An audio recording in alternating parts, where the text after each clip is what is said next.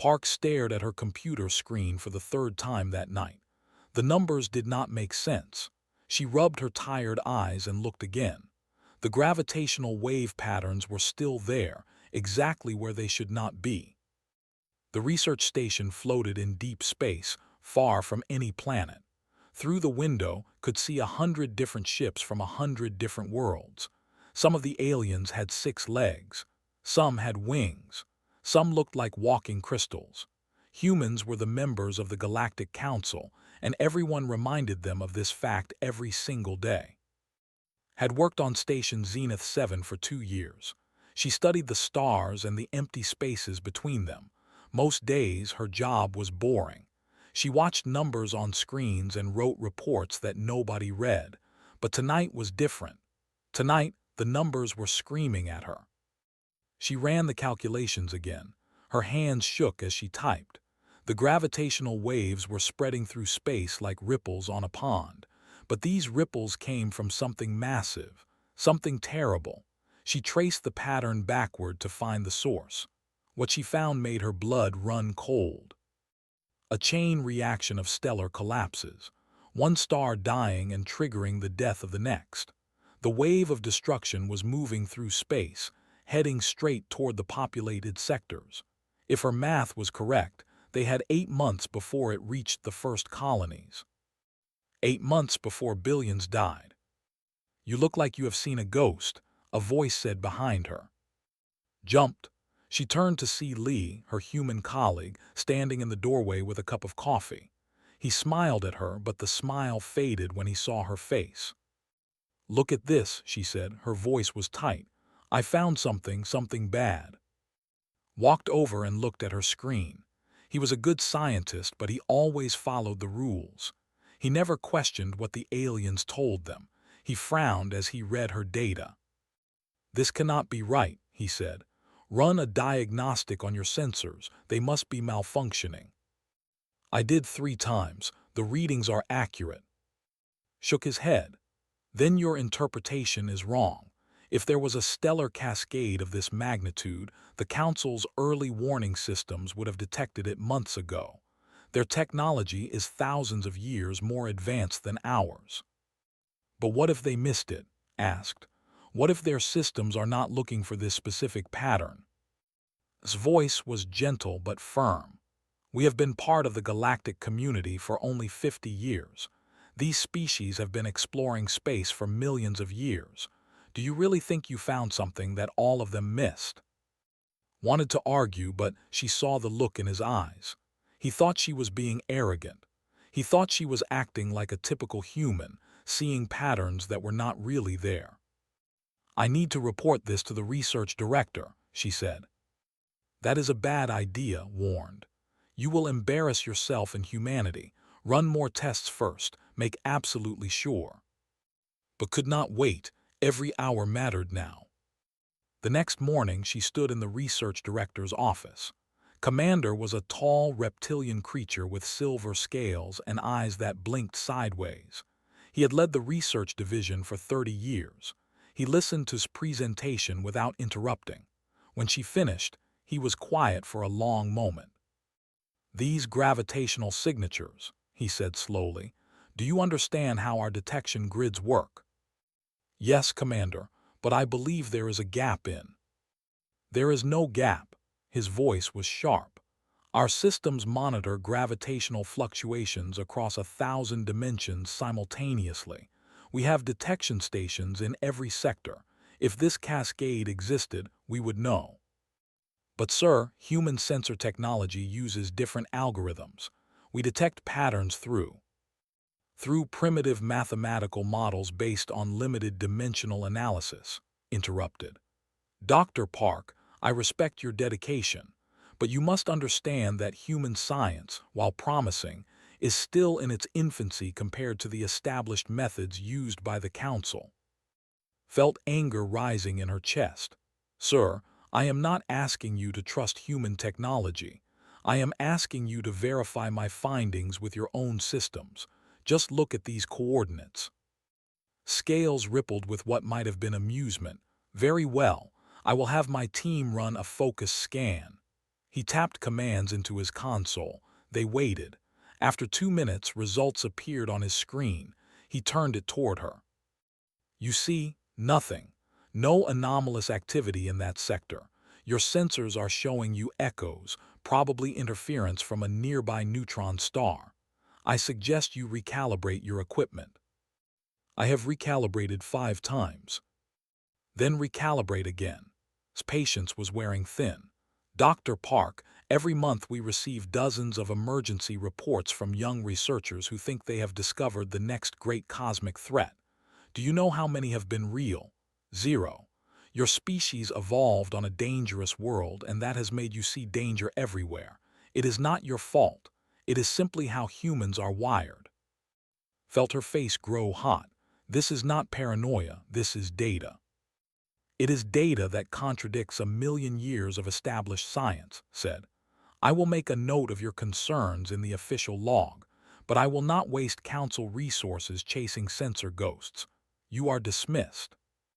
Walked out of his office with her fists clenched. In the hallway, she passed Ambassador, who represented humanity in the council chambers, saw her expression and stopped. What happened? Asked. Explained everything quickly. Listened carefully. When finished, the ambassador's face was troubled. I believe that you believe this, but you have to understand the position humanity is in. We are still proving ourselves to the galaxy. If we cry wolf about every anomaly we find, they will stop taking us seriously. This is not crying wolf, said desperately. This is real. Then gather more evidence. Make your case airtight, but do not push too hard right now. We cannot afford to look foolish. That night sat alone in her quarters. She looked at her data again. The pattern was there, clear as day. She saw how the wave would spread, which systems would die first, how the destruction would accelerate. She thought about's words. Maybe he was right. Maybe she was seeing patterns that did not exist. Maybe human brains were wired wrong for deep space analysis. But then she looked at the numbers again. She followed the wave's path across her star maps. She saw the colonies full of children, the station full of families, all of them in the path of something they could not see coming. Made her decision. If they would not listen through official channels, she would find another way. She opened a private communication channel to an old friend, a cargo ship captain named Nam. He owed her a favor. She began typing a message, requesting deployment of independent monitoring equipment along the trade routes. She would prove she was right. She would make them see. She had to. 8 months was not much time to save a galaxy that did not want to be saved. 3 weeks had passed since meeting with Commander. In that time, she had barely slept. Every night she worked in secret, analyzing the gravitational wave cascade. And every night the news got worse. The phenomenon was accelerating. Her new calculations showed 6 months now, not 8. 2 months had vanished like smoke. Nam had helped her deploy monitoring buoys along 3 major trade routes. The data from those buoys confirmed everything. The wave was real. It was coming, and it was moving faster than she had initially thought. But needed more than data. She needed the Galactic Council to listen. That meant going over's head, straight to the top. It meant risking everything. She requested an emergency council session. To her surprise, they granted it. The council chamber was enormous. Representatives from 40 different species sat in a circular arrangement around a central platform. High Counselor, an ancient being made of living crystal, presided over the assembly. His body glowed with soft blue light as stepped onto the platform. Dr. Park's voice echoed through the chamber without him moving. You have requested this emergency session. The council will hear you, but be aware that false alarms carry consequences. His mouth was dry. She activated her presentation. The holographic display filled the center of the chamber with swirling data streams and star charts. Honored council members, she began, 6 weeks ago, I detected a pattern of gravitational waves that indicate a stellar collapse cascade. This cascade is heading toward populated space. Based on current velocity and trajectory, we have 6 months before it reaches the outer colonies. The projected casualties are in the billions. Murmurs rippled through the chamber. Some counselors leaned forward with interest. Others looked bored. A few were clearly amused. Counselor and being with compound eyes and clicking mandibles stood up. Dr. Park, your concern is noted. However, our own detection systems show no such anomaly. Can you explain this discrepancy? Human sensor technology analyzes gravitational patterns differently than Council systems, explained. We use multidimensional wave analysis that focuses on primitive mathematical models, interrupted. The clicking of his mandibles sounded like laughter. Dr. Park, my species has been monitoring gravitational phenomena for 12 million years. If this cascade existed, we would have detected it 3 years ago. Another counselor, a floating being of pure energy named Lux, spoke next. The human species is known for pattern-seeking behavior. Your evolutionary history shows a tendency toward false positive identification of threats. This is a survival mechanism from your predator-filled world, but it is not suitable for cosmic-scale analysis. I understand the concern about human psychology, said, trying to keep her voice steady. That is why I am not asking you to trust my interpretation. I am asking you to verify the data independently. Send ships to these coordinates. Deploy your own sensors. Just check. High Counselor's glow dimmed slightly. Dr. Park, do you understand how many resources such a verification would require? We would need to divert vessels from essential operations, reprogram satellite networks, and allocate countless computational cycles, all based on data that contradicts a million years of established scientific principles. Yes, said firmly, because if I am right and you do nothing, billions will die. Is verification not worth that risk? Stood up from his seat. High Counselor, if I may speak, Dr. Park came to me with these concerns 3 weeks ago. I ran a comprehensive scan of the indicated coordinates. Our systems detected nothing unusual. I believe Dr. Park is sincere, but she is mistaken. Her equipment is likely producing false readings due to calibration errors. I have recalibrated 17 times, protested, and I have deployed independent monitoring equipment that confirms. Independent equipment that uses the same flawed human detection methods, interrupted again. Dr. Park, we appreciate your dedication, but you must accept that your species' technology is simply not advanced enough for this type of analysis. The council voted, 40 members in total. 38 voted to dismiss her warning. Only 2 voted for verification, both from species that humans had helped in the past. High Counselor delivered the final judgment. Dr. Park, this council finds no credible evidence of the threat you describe. Furthermore, we are concerned that spreading this information may cause unnecessary panic among civilian populations. You are hereby directed to cease this line of research and to refrain from making any public statements about this matter. Failure to comply will result in the revocation of your research credentials and potential expulsion from this station. Stood frozen on the platform. Around her, counselors were already leaving, returning to their normal business. To them, this had been a minor interruption in their day. She walked out of the chamber in a daze. In the corridor outside was waiting. He looked uncomfortable. You should not have done that, he said quietly. Now they will never take you seriously. They should take me seriously, said. The data is clear. The data means nothing if no one believes it, replied. I say this as a friend. Let this go.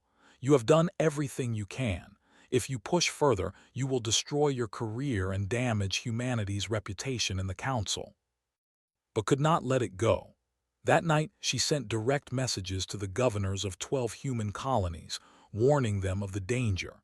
She did not hear back from any of them. Later, she learned that her messages had been intercepted and blocked by council security protocols. Any communication flagged as mass panic inducement was automatically filtered. She was put under surveillance. Everywhere she went on the station, security monitors tracked her. Her computer access was restricted. Her research privileges were suspended. Ambassador came to see her. The ambassador looked tired and disappointed. What were you thinking? Trying to contact the colonies directly. The council sees this as an act of sedition. Sedition? Could not believe it. I am trying to save lives. You are trying to cause panic based on unverified data, said. The council has asked me to send you back to Earth. They want you off this station. Good, said. I will go to Earth and I will tell everyone what is coming. I will make them prepare. Shook her head sadly. You will be labeled a conspiracy theorist, a fear. No one will listen. You will spend the rest of your life trying to convince people of something they cannot see, and you will fail. Is that really what you want? Thought about this. She thought about standing alone, shouting warnings that no one would believe. She thought about watching the countdown tick away while everyone around her went about their normal lives. Then she thought about the children on those colonies, the families, the billions of people who would die because she gave up. Yes, she said, that is exactly what I want, because maybe, just maybe, I will convince enough people to make a difference. But she never got the chance to go to Earth. The next morning, Doctor came to her quarters, was a who worked 3 levels below. They had never been friends, had even mocked her theory publicly in the station cafeteria. I need to talk to you, said. He looked nervous. In private. Inside her quarters, pulled out a data pad. I think you might be right. I was analyzing ecological data from the frontier sectors. Animal populations are showing unusual migration patterns. They are moving away from certain star systems. Not just one species, all of them. Every creature with gravitational sensitivity is fleeing. His heart raced. Which systems? Showed her the coordinates. They matched her predictions perfectly. Animals can sense things we cannot, said. If entire ecosystems are abandoning these regions, there must be a reason. Will you present this to the council? Asked. Laughed bitterly. And get the same treatment you got? No, but I will help you quietly. Over the next 2 weeks, discovered that was not alone. A small group of humans on the station had started to believe her. They had looked at her data with fresh eyes. They had run their own calculations, and they had reached the same terrifying conclusion. Something was coming. They had 6 months, maybe less, and the galaxy refused to see it. Gathered this small group in a storage bay late at night. There were 12 of them in total. Scientists, engineers, cargo handlers. They looked at her with scared but determined faces. If the council will not help us, said, then we help ourselves. We save who we can save. We prepare in secret. And when the wave comes, at least some of humanity will survive. They all nodded. They knew what this meant. They were about to commit everything to a plan that might be based on nothing but sensor errors and human paranoia. But they were also human. And humans had learned long ago that sometimes paranoia was just pattern recognition that had not been proven right yet. The secret meetings continued for 3 weeks. The group grew slowly, one person at a time. Each new member brought skills or resources that might help when the disaster came. Ambassador Sung-Oh was the first high-ranking official to join them. He was older than the other human diplomats, with gray hair and sharp eyes that missed nothing. He had spent 30 years building relationships with alien species, earning their respect through patience and wisdom.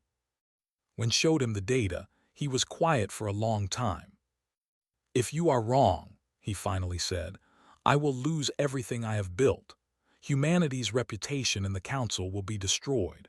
We might be expelled from galactic society entirely. I know, said. But if you are right and we do nothing. Sung looked at the star charts showing doomed colonies. Then reputation means nothing anyway.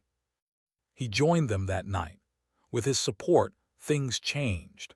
Sung had access to funding channels that others did not. He could move resources without raising too many questions. He could talk to people who would not listen to a junior researcher. Within a week, they had enough money to build real evacuation plans. But they had to be careful. Every purchase, every ship movement, every supply requisition could alert the council to what they were doing. Shin became essential to their operation. She was an engineer who designed life support systems for colony habitats. She understood exactly what people would need to survive if they had to evacuate quickly. "We cannot save everyone," said at one meeting. Her voice was steady, but her eyes were sad. "Even if we had unlimited resources, the human colonies are too spread out. We need to prioritize." "Prioritize how?" asked. "Colonies with children first, then critical infrastructure personnel, then everyone else we can fit." The room went silent. The weight of that decision pressed down on all of them. They were choosing who would live and who would die, all based on data that the rest of the galaxy said was wrong. "What about the alien populations on human colonies?" someone asked. "Do we warn them?" Thought about this. On every human colony there were alien residents, traders, researchers, tourists. If they started evacuating only humans, it would look like discrimination. The council would shut down the operation immediately. "We tell everyone," decided. "We offer evacuation to anyone who wants it, but we do not explain why. We cannot give the council a reason to stop us." But there was another problem. They needed ships, lots of ships. The human commercial fleet was not large enough to evacuate even a fraction of the colonies. That was when Captain Ho Song entered their plans. Ho commanded a small military patrol vessel. He was young for a captain, only 32, but he had earned his rank through skill and bravery. When Sung approached him, Ho listened to everything without interrupting. Then he said, "You are asking me to commit treason, to move military vessels without authorization, to participate in an evacuation based on data that the entire Galactic Council has rejected." "Yes," Sung said simply. Ho smiled. "My grandmother always said that humans survived because we prepared for the worst while hopping for the best. When do we start?" With Ho's help, they began repositioning ships. Not obviously, not all at once, but gradually human vessels started appearing near vulnerable colonies. They claimed it was for military exercises, for supply runs, for diplomatic visits. The excuses were thin, but they held. The council noticed. Of course they noticed. Counselor filed a formal complaint accusing humanity of suspicious military movements. An investigation was launched. Ambassador, who was not part of his group, was forced to answer questions. She knew something was happening, but not the full scope. When she learned the truth, she was furious. She stormed into Sung's office. "What have you done? The council thinks we are preparing for war. They are talking about sanctions, about restricting human travel, about forcing our colonies to accept oversight committees." "Let them talk," Sung said calmly. "In 4 months, none of that will matter." 4 months? The cascade was supposed to hit in 6 months. Now you say 4. Sung showed her latest calculations. The wave was accelerating faster than expected. They had less time than they thought. Sat down heavily. "If you are wrong about this, humanity will be outcasts for generations. If we are right, there will be no generations unless we act now." Looked at the data for a long time, then she made her decision. "Tell me what you need." With official support, operations expanded. She used her diplomatic credentials to arrange cultural exchange programs that were really evacuation preparations. She scheduled emergency drills on human colonies, training people to board ships quickly. She did everything she could within her authority and several things beyond it. But the alien populations on human worlds were not cooperating. When evacuation drills began, they refused to participate. "This is human paranoia," one alien merchant said loudly during a drill on the colony New Sol. "You see danger in every shadow. We will not be part of your panic." Similar scenes played out on other colonies. Alien residents mocked the preparations. They sent messages back to their home worlds, laughing about the scared humans who were running from nothing. The council received hundreds of complaints. High Counselor summoned the entire human diplomatic corps to a meeting. Was not invited, but Sung told her everything afterward. The council gave us an ultimatum, Sung said. Stop the evacuation preparations immediately or face expulsion from the galactic community. We have 1 week to comply. What did you say? I told them we would consider their demands carefully, Sung said, which gives us 7 more days to work. Those 7 days were chaos. His group worked around the clock, moving supplies, positioning ships, transferring personnel. They knew it was not enough. They knew they could not save everyone, but they would save as many as they could. Barely slept. She spent every hour recalculating, checking trajectories, trying to squeeze a few more days out of her estimates. But the numbers kept getting worse. The cascade was not just accelerating. It was spreading wider than she had predicted. On the 5th day, Nam contacted her from his cargo ship. He was in the frontier sectors, near where the wave would hit first. You need to see this. His face on the screen was pale. He sent her sensor readings from his ship. They showed gravitational distortions that were off the charts. The wave was closer than anyone thought. How long? Asked. Ran the calculations 3 times, hoping she was wrong. She was not. 3 months, she said, maybe less. The council still does not believe you. No. Was quiet for a moment. Then he said, my crew believes you. We will help however we can. Messages like this came from other humans across the galaxy. Cargo haulers, transport pilots, private ship owners. They all offered to help with the evacuation. Word was spreading through the human community, passed in whispers and encrypted messages. But it was still not enough. Even with every human ship, they could only evacuate about 40% of the colonial population. The rest would have to take their chances on the surface. Hopping their shelters could withstand the gravitational shockwave. Made one final attempt to warn the galaxy. She recorded a message and broadcast it on every open frequency. In the message, she showed all her data, all her calculations, everything she had learned over the past months. This is Dr. Park, she said into the camera. In approximately 3 months, a gravitational wave cascade will reach inhabited space. I know you do not believe me. I know the council has dismissed my warnings. But I am begging you, if you have any doubt, if any part of you thinks I might be right, please prepare. Move your ships, stock your shelters, get ready. Because once this hits, there will be no time to evacuate. Please, listen. The response was immediate and brutal. The council officially condemned her message as dangerous propaganda. She was stripped of all credentials and banned from all council facilities. An arrest warrant was issued. But did not care anymore. She had said what needed to be said. The rest was up to the galaxy. In the final weeks before the wave arrived, humanity worked in secret and in silence. They moved their families, their children, their elderly onto waiting ships.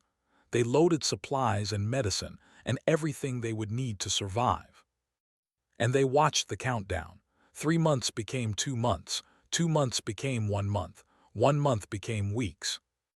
On the human colonies, alien residents continued their normal lives. They went to work, attended social events, lived without fear. They believed the council. They trusted the technology. Some humans stayed behind with them, unable to believe that everyone else could be wrong. But most humans boarded the ships, driven by the same instinct that had kept their species alive through ice ages and plagues and wars. The instinct that said, when you see danger coming, you run. Spent the last week on Station Zenith 7, monitoring her sensors. She was in hiding now, moving between empty storage bays using borrowed computers. If security found her, she would be arrested and sent away. But she needed to see this through. She needed to know if she was right. On the final day, She sent one last message to her group. Whatever happens tomorrow, I want you to know you are the bravest people I have ever met. You risked everything to save strangers. History will remember you. Then she waited for the wave to arrive. The wave came at exactly 14:47 Galactic Standard Time. Was watching her screen when the sensors registered the first impact. Colony Bright Hope, population 8 million, mostly alien species with only 300,000 human residents. The human evacuees had left 2 days earlier despite angry protests from the planetary governor. The sensor readings went dark, then red, then nothing. Bright Hope was gone. His hands shook as she tried to get more information. Her illegal connection to the station's sensor network was limited, but she could see enough. The gravitational wave had hit the colony like an invisible hammer. Every structure collapsed simultaneously. The planetary shield, supposedly strong enough to withstand a direct meteor impact, had failed in seconds. 8 million people, gone in an instant. Felt sick, she had tried to warn them, they had not listened. But there was no time to process the horror. The wave was spreading. She pulled up the trajectory map and watched as system after system fell into the red zone. The cascade was moving faster than her last calculations predicted. She grabbed her communicator. This is to all evacuation ships. The wave has arrived. Repeat, the wave has arrived. Move to safe coordinates now. You have minutes, not hours. All across the frontier sectors, human ships that had been positioned for routine operations suddenly fired up their engines and jumped to faster-than-light speeds. They had been waiting for this signal. But the alien ships had not. Most were still docked at stations or orbiting planets. They did not believe the danger was real, not until it was too late. Governor Han commanded the evacuation from New Seoul, one of the largest human colonies. She had ignored direct orders from Earth to stop the evacuations. Now, as she watched her sensor displays, she understood why. All ships emergency burn, she ordered. Get everyone into orbit now. The last transport ships launched from the surface just as the wave reached the system. Watched the gravitational readings spike on her screen. The colony below, the one she had spent 10 years building, began to tear itself apart. Buildings folded like paper. The ground itself buckled and twisted. The atmospheric shield flickered and died, but the ships made it out. Barely. Report, commanded, her voice tight. 96% evacuation success, her aide replied. Human casualties estimated at less than 2%. What about alien residents? The aide's silence told her everything. Most alien citizens on New Seoul had refused to evacuate. They had stayed in their homes, confident that the Council's technology would protect them. They had sent angry messages right up until the moment the wave hit, complaining about human fear and discrimination. Now they were gone, all of them. On Station Zenith 7, alarms finally started blaring. The station's automated systems had detected the gravitational anomaly, though far too late. Emergency protocols engaged, sealing bulkheads and powering up the station's defensive shields. Commander ran into the command center. His silver scales had turned pale gray with shock. What is happening? Why are our systems showing widespread structural failures across the frontier sectors? It is the cascade, someone said quietly. The one Dr. Park warned us about. Turned to look at the speaker. That is impossible. Our early warning systems showed nothing. There was no indication. The station shook. Not violently, but enough to make everyone grab their consoles for support. The gravitational wave had reached them. Shield status, demanded. Fluctuating. The wave is not damaging us directly, but it is destabilizing our orbit. We are drifting toward the local gravity well. Across the galaxy, the same scene played out thousands of times. Advanced alien technology, built over millions of years, failed when confronted with a phenomenon it had not been designed to detect. Warning systems stayed silent until the moment of impact. Shields collapsed under gravitational forces they could not compensate for. Entire planets were cracked open like eggs. The death toll climbed into the billions within the first hour. But the human colonies told a different story. On world after world, humans had evacuated. Ships hung in high orbit, filled with refugees, watching their homes be destroyed but surviving themselves. The alien residents who had mocked them and refused to leave were gone. The humans lived. Dr. Jinbei was a medical officer on one of the evacuation ships near the colony Haven's Rest. Her ship was overloaded with refugees, twice as many people as it was designed to carry. The air was stale and the supplies were running low, but everyone was alive.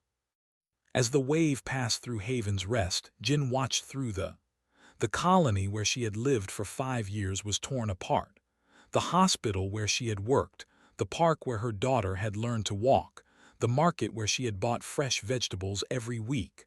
All of it gone. Her daughter held her hand. "Mommy, why did we leave?"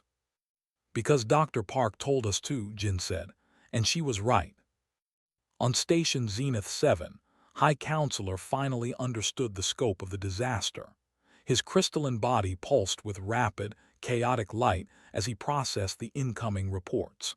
Entire civilizations were being wiped out. Species that had existed for millions of years were ending in an afternoon. "Get me Dr. Park," he commanded, "now."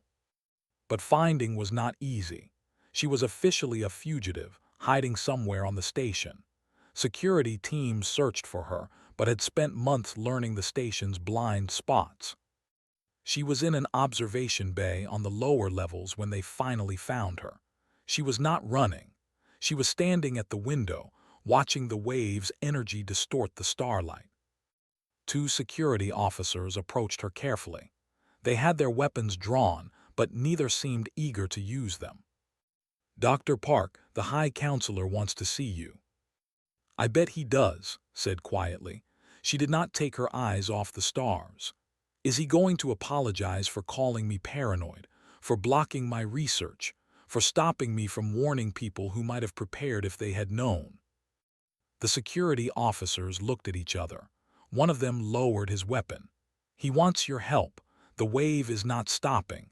We need to know where it will hit next, where evacuation efforts should focus. You are the only one who can tell us." Finally turned to face them, she looked exhausted. She had not slept properly in months, but her eyes were sharp and angry. "The data was always available," she said. "Everyone could have known what I knew, but you chose not to look. You chose to trust your systems over your own analysis. That was not my failure. That was yours." "People are dying," the officer said. "Please, help us save who we can." Thought about refusing. She thought about how good it would feel to tell them no, to let them experience the same helplessness she had felt when they ignored her warnings. But she could not do it, because she was not like them. She did not turn away from people who needed help, even when those people had wronged her. "Take me to the command center," she said. When walked into the command center, every eye turned to her. Commander was there, looking older than he had days ago. Counselor stood in the corner, his mandibles clicking nervously. Dozens of other officials crowded around sensor displays and communication consoles. High Counselor's crystalline form glowed dimly. "Dr. Park, you were correct. We were wrong. We failed to see what you saw, and now billions are dead. We do not have time for apologies. We need your help to save those who remain." Walked to the main sensor console. She looked at the wave's progression. It was exactly where her calculations said it would be, moving exactly as fast as she had predicted. "Show me where your ships are," she said. "Show me where your populations are concentrated, and give me complete access to your sensor network. No restrictions." "Done," said immediately. For the next 6 hours, worked without stopping. She calculated safe zones and evacuation windows. She identified which systems could be reached in time and which were already lost. She coordinated with human ships that were already in position, using them to rescue alien populations that had nowhere else to go. Captain Ho led the rescue operations. His military training had prepared him to make quick decisions in impossible situations. He pushed his ship and crew to their limits, jumping from system to system, pulling survivors from doomed stations and dying planets. "We have a colony ship breaking apart in Sector 7, Ho reported. 3,000 civilians on board. Their shields are failing." "How long to reach them?" asked from the command center. 14 minutes at maximum burn." "You have 13 minutes before the wave reaches that sector. Cut it as close as you need to." Ho's ship arrived with seconds to spare. They evacuated the just as their colony ship was torn apart. The captain, who had publicly mocked human cowardice only days before, thanked Ho with tears in his 6 eyes. Similar rescues happened across dozens of systems. Human ships, already positioned and prepared, saved millions of aliens who had called them paranoid. The humans did not refuse to help. They did not say, "I told you so." They just saved everyone they could reach. Nam pushed his cargo ship far beyond its rated capacity, cramming refugees into every available space. His ship was designed to carry freight, not people, but he made it work. When a group of alien children were found on a destroyed station, terrified and alone, went back for them even though it meant flying through the wave's edge effects. His ship's hull groaned under the stress. His shields flickered and died, but he got those children out. On Station Zenith 7, the structure itself began to fail. The wave had destabilized the station's orbit, and they were falling toward the nearest planet. Evacuation protocols engaged, but there were not enough ships for everyone. "Prioritize council members and essential personnel," ordered. "No," said sharply. "Children first, then everyone else by lottery, no exceptions." Started to argue, then stopped. He remembered who had been right about everything else. He nodded. They loaded the ships in order. Human children, alien children, elderly, injured, then everyone else they could fit. When the last ship left, there were still 3,000 people on the station. Was one of them. She could have taken a spot on one of the ships. As the person who had warned everyone, she had certainly earned it. But she stayed in the command center, coordinating rescue operations until the very end. Commander stayed too. "I was wrong about you," he said quietly. "About humans, about everything." "Yes, you were," agreed. There was no anger in her voice, just exhaustion. "But you listened eventually, that matters." Outside, the rescue ships appeared. They were not official council vessels. They were human cargo haulers, mining ships, and transport vessels. Ships that had been dismissed as primitive and insufficient. They had come back for the people left behind. As boarded the rescue ship, she looked back at Station Zenith 7. The place where she had worked for 2 years, where she had made her discovery, where she had been ignored and dismissed and called paranoid. The station was falling into the planet's atmosphere, breaking apart as it fell, but everyone who had been on it was safe, alive, because humans had come back. The wave continued to spread, but now the galaxy was preparing. Now they were evacuating. Now they were listening. And slowly, impossibly, the death toll began to stabilize. Billions had died, but trillions remained alive. Because one human noticed and a few other humans believed her, and together they had done what they could.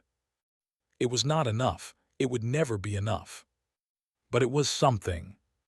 6 months after the wave, the galaxy was still counting its dead. 40% of the galactic civilization was gone. Entire species had been wiped out. Planets that had supported billions now floated as broken rocks in space. Stations that had existed for thousands of years were debris fields. But 60% had survived, and almost all of those survivors owed their lives, directly or indirectly, to humans. The human colonies had suffered less than 2% casualties. Every other species had lost between 30 and 70% of their population. The numbers told a story that nobody could ignore anymore. Stood in what used to be the council chambers. The building was temporary, constructed quickly from modular units. The old chambers had been on Station Zenith 7, at the bottom of an ocean now. Everything was different, everything had changed. The new Galactic Council had 47 members instead of 40. 7 new species had been given seats, species that humans had saved during the evacuations, and humans now held 5 seats instead of 1. Nobody had argued against this. High Counselor's crystalline form was dimmer than before. The wave had damaged him. It had damaged everyone. "Dr. Park," he said, "the Council would like to formally offer you the position of Director of the Early Warning Institute. This is a new organization, with complete authority over threat assessment and disaster preparation. You would have unlimited resources and direct access to all Council sensor networks." Looked around the room. Some of the faces were new, but some were the same ones who had voted against her months ago. Counselor was there, his compound eyes no longer showing amusement. Commander sat in the human delegation, having requested transfer to work under human command. "Why me?" asked. "There are scientists with more experience, more credentials. Why not one of them?" "Because you were right when everyone else was wrong," said simply. "Because you saw what we could not see. Because you prepared when we refused to believe. The galaxy needs someone who will listen to warnings that sound impossible, who will investigate threats that seem unlikely. We need someone who understands that being wrong costs pride, but being right can save worlds." Was quiet for a long moment. She thought about the months of being ignored, dismissed, called paranoid. She thought about the billions who had died because the galaxy would not listen. "I accept," she said, "but I have conditions. The Institute will be multi-species. Every member species gets representation on the research team. And when we issue warnings, the Council will investigate, every single time, no matter how unlikely the threat seems." "Agreed," said immediately. Several other counselors nodded. "And one more thing," added. "We established something called the Park Protocol. When any species, regardless of their technological level, reports a potential threat, we take it seriously. We do not dismiss it because it contradicts our understanding. We investigate, always. The Park Protocol is hereby established," announced. "Let it be recorded in the Council permanent records.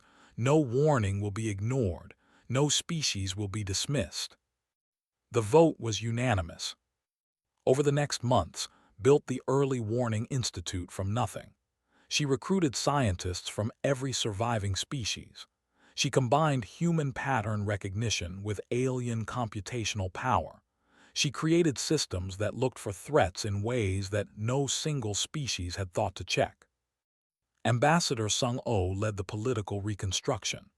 The old council structure had failed, and he was tasked with creating something better. He worked 18-hour days, mediating between species, negotiating treaties, building a new framework for galactic cooperation. "How do you do it?" asked him one night. They were in his office, surrounded by documents and half-empty coffee cups. "How do you forgive them for not listening?" Sung looked tired. His gray hair had more white in it now. "I do not forgive them. Not yet, maybe not ever. But I work with them anyway because the alternative is letting more people die. Revenge is expensive. We cannot afford it." Nodded. She had been struggling with the same feelings.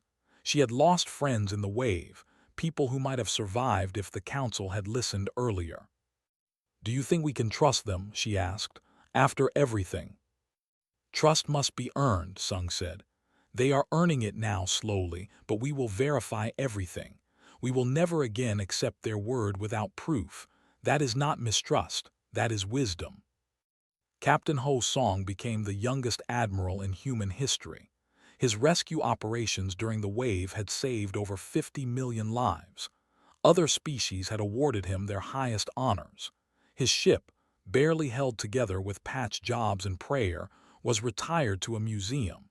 He was given a new ship, the fastest and most advanced vessel humans had ever built. "What will you name it?" Shin asked at the launching ceremony. "Vindication," Ho said, then he smiled. "Or maybe I told you so, I have not decided yet." Had become the chief engineer for refugee housing. There were billions of displaced people across the galaxy, living in temporary shelters and overcrowded stations. She designed new habitats that could be built quickly and cheaply, using techniques that combined human ingenuity with alien materials. "Will we ever rebuild what was lost?" someone asked her. "No," said honestly. "We will build something different, hopefully something better." Doctor worked under at the Early Warning Institute. He focused on biological warning signs, the way animals and ecosystems reacted to cosmic threats. His work helped create a new field of study, ecological threat assessment. "I am sorry," he told one day, months after everything, "for mocking you, for not believing you sooner. I could have helped earlier. More people might have been saved." "You believed me eventually," said.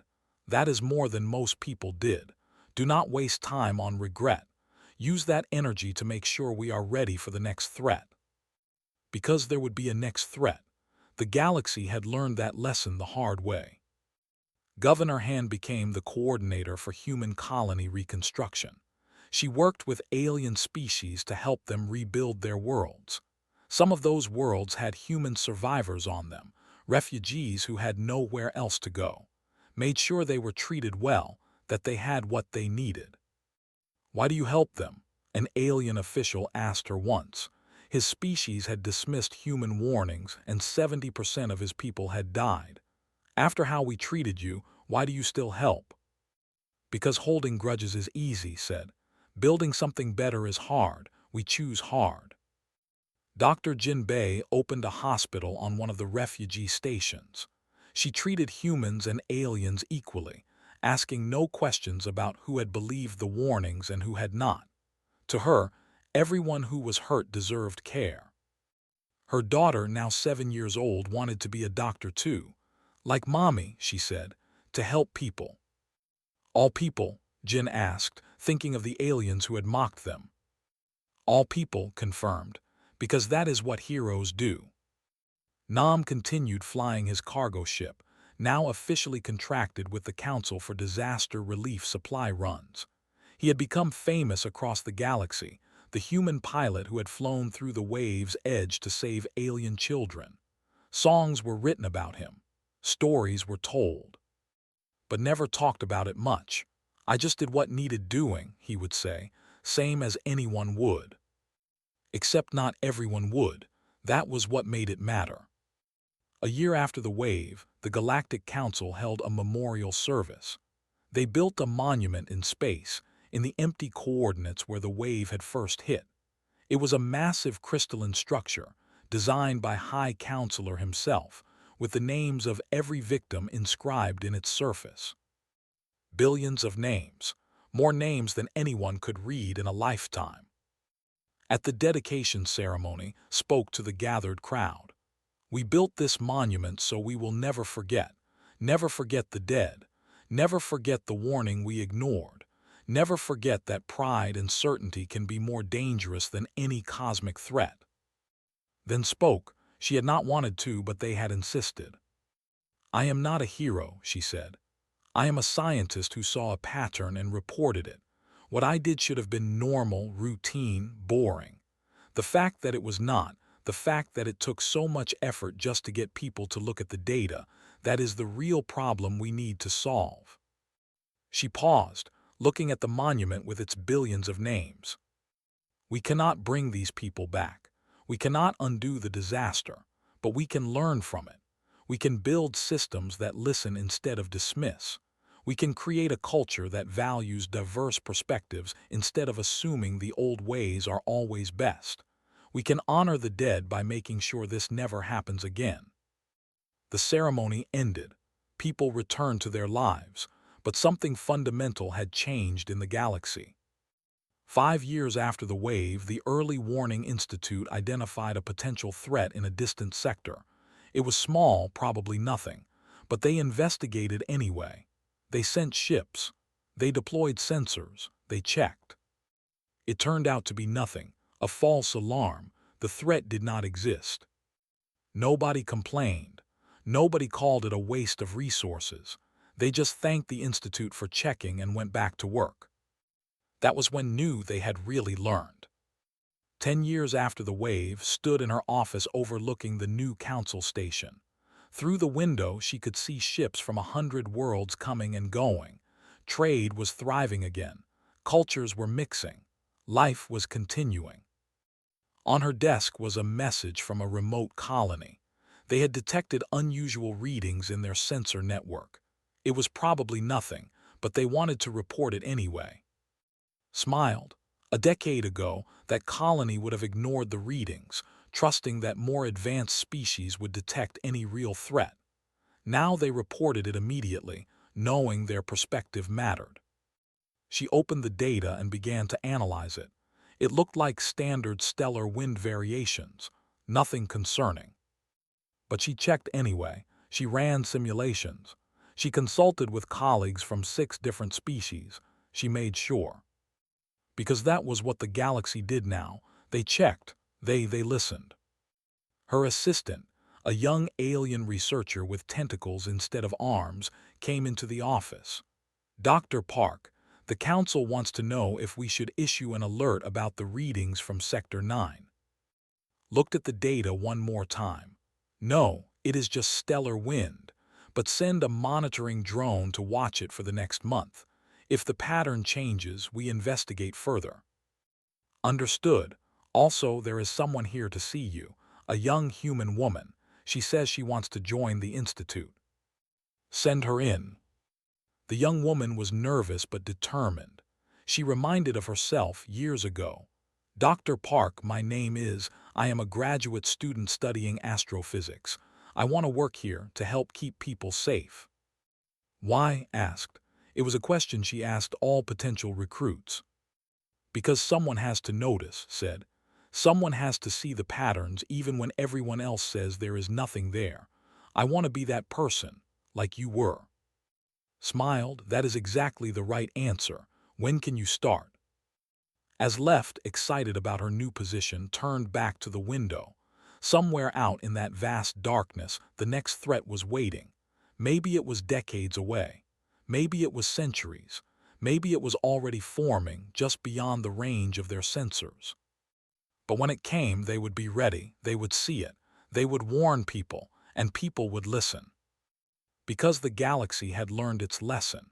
It had paid the price in blood and tears and billions of lives, but it had learned. Never again would they dismiss a warning. Never again would they ignore someone who saw danger coming. Never again would they confuse technological advancement with wisdom. His computer beeped. Another report, this one from a remote research station. They had detected something unusual. She opened the file and began to read. It was probably nothing. But she would check anyway. She would always check. That was what it meant to remember.